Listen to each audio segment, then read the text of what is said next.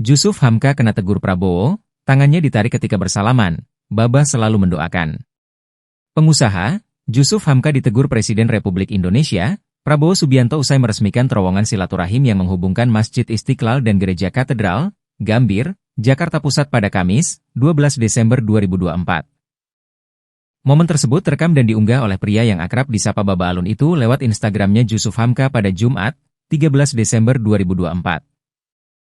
Dalam postingannya, momen itu terjadi ketika Prabowo hendak meninggalkan terowongan silaturahim. Ketika itu, Prabowo turut menyalami Baba Alun yang sudah menunggunya di ujung barisan tamu. Namun, sesaat melihat wajah Baba Alun, Prabowo berceletuk pelan. "Ini saya kenal baik," ungkap Prabowo kepada Baba Alun. Baba Alun yang ditegur pun tertawa lebar. Dirinya yang bersalaman dengan Prabowo pun mencoba mencium tangan pria nomor 1 di Republik Indonesia. Namun, Prabowo dengan cepat menarik tangannya.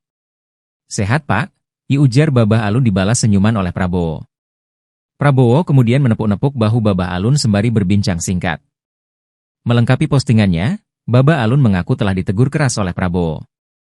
Dirinya tak menyangka masih dikenali oleh Prabowo yang telah dikenalnya sejak tahun 1980.